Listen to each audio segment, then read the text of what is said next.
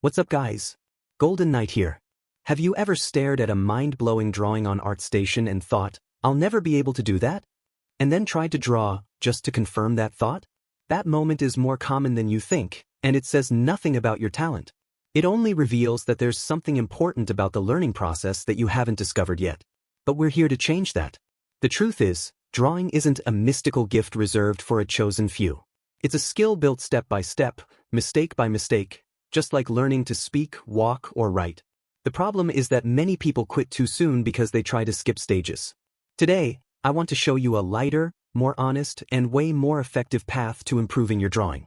There are 10 essential points that, once truly understood, completely change the way you practice, view your mistakes, and relate to your own line. By the way, I have to say, I've been taking the art school for digital artists by Mark Brunette, and honestly, I've never learned so much in such a short time.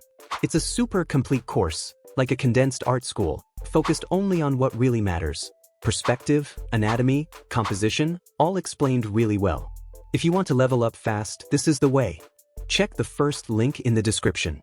Totally worth it. Drawing every day isn't about discipline. When someone tells you to draw every day, you probably think, great, another chore. But hold on, because what I'm about to tell you flips that advice on its head. It's not about discipline. It's not about productivity. And it's definitely not about creating something beautiful every day. It's about something much simpler and more powerful, building a relationship with drawing. Think about it, you don't need discipline to check your phone, right? You just do it. It's automatic. That's exactly the kind of natural connection you need to build with drawing.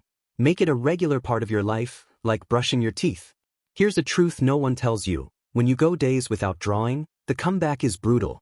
Your brain creates resistance, everything feels harder than it should.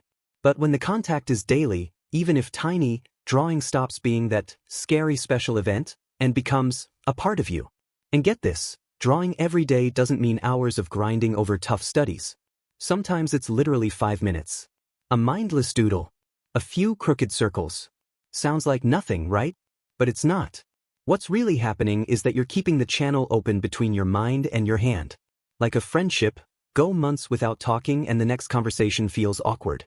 But if you text every day, the bond stays strong effortlessly. Drawing works exactly the same way. There's also a silent effect that kicks in with daily practice, and this is pure gold. Your brain keeps working even when you're not drawing. Suddenly you're out and about noticing the shape of trees, the shadows of buildings, the gestures of people on the subway. Drawing starts following you off the page. That only happens when the practice is constant, even if it's tiny. So here's the simplest, most valuable promise you can make to yourself. Don't break the bond. On bad days, with no motivation, no inspiration, just show up. Using references is not cheating. Let me guess, you felt that little pang of guilt when grabbing a photo to draw from, right? Like, I should be able to do this from my head. That idea has destroyed more beginner progress than anything else. Because at some point, someone sold you this lie. That good drawing means pulling everything from imagination, improvising flawlessly without looking at anything. And then you're stuck in an unfair competition, trying to match artists who've spent years consciously observing the world. But here's the truth, reference isn't cheating. Reference is how you learn to see. Think about it, what happens when you look at a reference? You're training your brain to recognize real patterns. Proportions, angles, volumes, how parts relate. And none of that comes out of thin air. It's like learning a new language. First you listen, then repeat, and only much later start creating your own sentences. In drawing, reference is that phase of listening and repeating. It builds a mental database that slowly begins to show up in your work. But here's a crucial distinction that most people miss.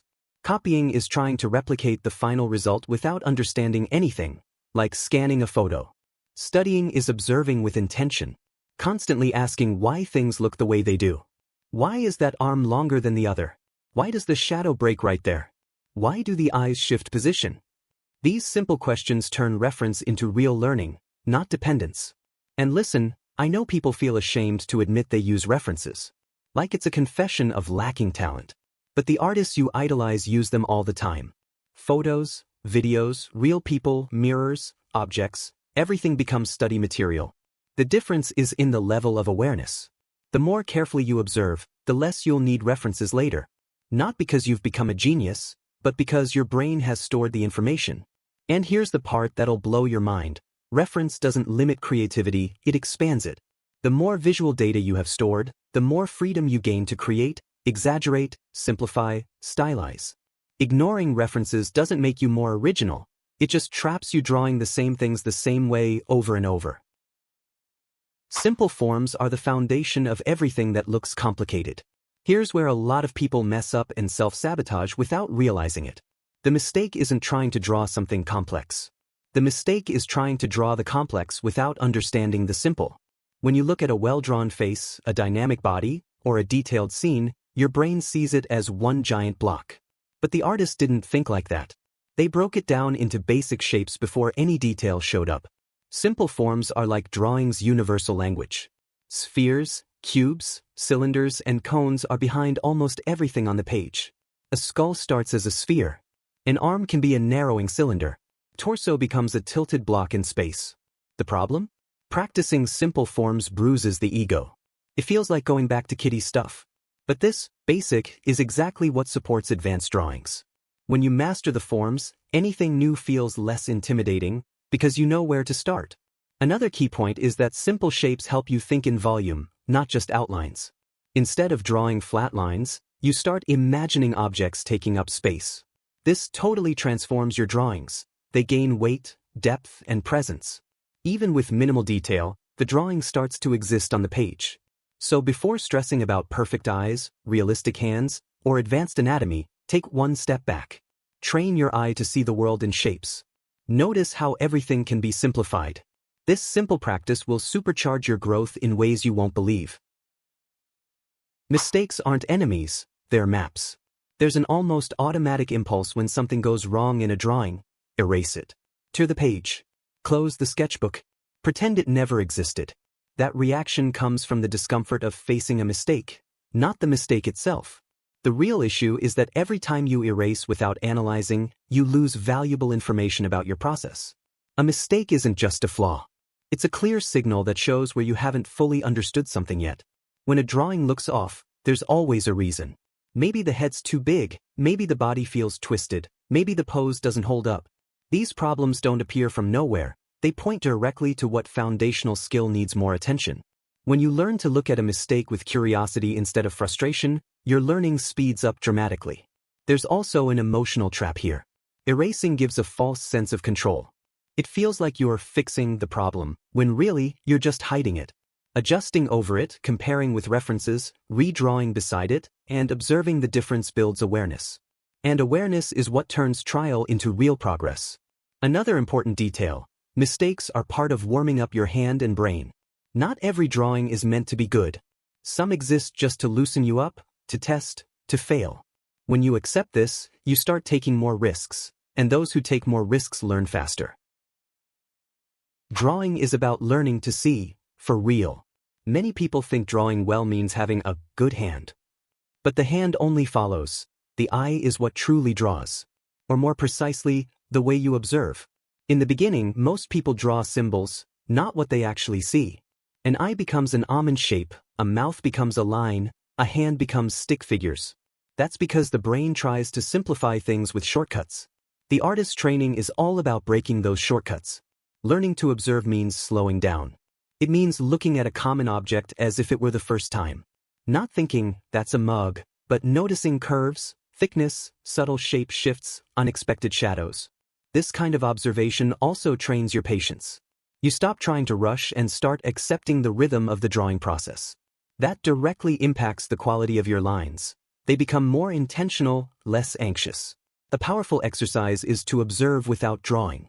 Notice how light hits an object, the gesture of someone walking, how body weight shifts, how street perspective distorts buildings. This mental training sharpens your visual memory. Later, when you sit down to draw, your brain is better prepared to rebuild that image. Drawing, at its core, is attention to detail. The more observant you become, the more naturally the drawing flows. And that trained eye doesn't just serve you on paper, it changes how you see everything around you. Inspiration doesn't come before action. A lot of people go days without drawing because they're waiting for the perfect moment, a day when everything feels aligned, the mind is clear, and the idea is just right. The problem is, that day rarely shows up. And when it does, it doesn't last. The truth is, inspiration isn't the starting point. It's a result of movement. It responds to action, not desire. When you build a routine, even a simple one, you're training your brain to enter a creative state. A consistent time, a certain corner of your room, a sketchbook always nearby. These cues tell your brain, it's time to draw. Over time, the resistance fades. There's also a dangerous myth that drawing without inspiration leads to bad work. But more often, the opposite happens. You start without motivation, a bit stiff, and then slowly your hand warms up, your focus sharpens, and the idea appears during the process. The less you negotiate with your lack of motivation, the lighter it becomes. You stop asking yourself whether you should draw, and just do it. Comparison kills the process. At some point, almost every artist falls into the trap of looking at others' work and feeling small. You open social media, see an incredible drawing, and within seconds, everything you've made feels worthless. This comparison doesn't mean you're weak, it means you're comparing your behind the scenes to someone else's final product. And that completely warps your perception. The finished piece you see hides dozens, sometimes hundreds, of unseen attempts. Ugly studies, failed sketches, layered frustrations.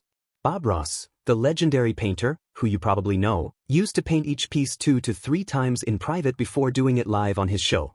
When you compare without context, your brain builds an unfair narrative. They're talented, and I'm not. That belief eats away at your motivation, until drawing feels heavy. But comparison changes when it becomes analysis. Instead of thinking, I'll never draw like that, try asking, what exactly works in this drawing? When you analyze, you turn envy into insight. Gesture comes before outline. When beginners draw, their natural instinct is to follow the edges. They draw slowly, trying to carefully trace the shape like it's a single continuous line. But this usually leads to stiff, lifeless drawings, even when the proportions are somewhat right. That's because outlines show shape, but not energy. Gesture is what comes before detail. It's the intention behind movement, the flow of the body, the direction of the action. Even still objects carry energy. A cup might feel stable or on the verge of tipping. A standing figure might look relaxed or tense. When you start with gesture, you define the soul of the drawing before worrying about the appearance. Training gesture means allowing yourself to draw fast and messy. Loose lines. Relaxed arm. Mistakes without guilt. At first, these sketches might look chaotic or wrong. But they carry something clean contours often lack: life. Over time, you'll learn to layer structure on top of gesture, and that's when drawings gain both strength and clarity. Many people freeze up because they want to get it right on the first try. Gesture teaches the opposite. It teaches you to feel first and correct later. That shifts your relationship with mistakes. They stop being failures and become part of the rhythm. You begin to trust your hand more and let go of excessive control. Gesture drawing is also a fantastic warm-up before tackling more challenging projects. Your sketchbook isn't a showroom. A lot of people buy a new sketchbook and, without realizing it, turn it into a sacred object. The first page stays blank for weeks, out of fear of messing it up. But that mindset kills the real purpose of a sketchbook. It wasn't made to impress anyone. It was made to hold your process. The sketchbook is where mistakes are welcome, where the mess is part of the journey. Honestly, I've never bought fancy sketchbooks. I always used regular printer paper, spiral-bound, exactly so I wouldn't feel like I was ruining something expensive. When something doesn't work out, I just flip the page and try again. When you treat your sketchbook as a laboratory, you free yourself to experiment. Try new ideas. Mix styles. Get proportions wrong. Scribble messy notes. Draw over things. There's no pressure for results, only curiosity. And curiosity is a way stronger fuel than perfection. Another important point, your sketchbook records your journey. Flipping through old pages might feel awkward at first, but with time, it becomes motivation. You start seeing patterns, growth, shifts in perspective. What once seemed impossible begins to show up more and more. Using your sketchbook freely also reduces the fear of the blank page outside of it, because you've already trained yourself to start without knowing where you'll end up.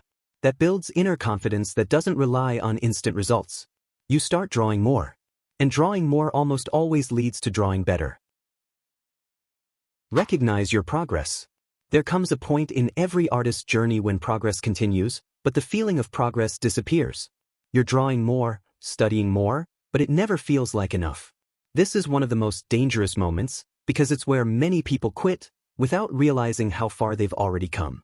The issue isn't with your art, it's with how you're measuring your path. If you only look at artists way ahead of you, your current level will always feel small. After all, they're still evolving too. They're not frozen in time. That's why it's essential to look backward every now and then. Revisit old drawings. Remember challenges you've already overcome. Notice the little improvements that didn't exist in your earlier work. That kind of comparison is healthy because it reveals real, not idealized, progress. Recognizing small improvements doesn't mean settling. It means building emotional fuel to keep going. A more convincing expression. A more dynamic pose. A hand or foot you no longer feel the need to hide. These details might seem tiny, but they're steps on a staircase. And no one climbs a staircase by skipping steps. When you learn to value those small wins, the process becomes lighter and more sustainable. This is also where drawing stops being a burden and becomes a journey. You realize there's no final destination where everything becomes perfect. There's just continuity, practice, growth, and that completely shifts your relationship with time. You stop rushing and start being consistent. If you've made it this far, understand one thing. It doesn't matter where you are right now. What matters is that you keep going, one day at a time. If this video helped you in any way, don't forget to leave a like, subscribe to the channel, and turn on the notification bell so you don't miss the next ones. Thanks so much for watching all the way through. Don't forget to take a look at the description. There are several important links there that can help you even more. See you in the next video.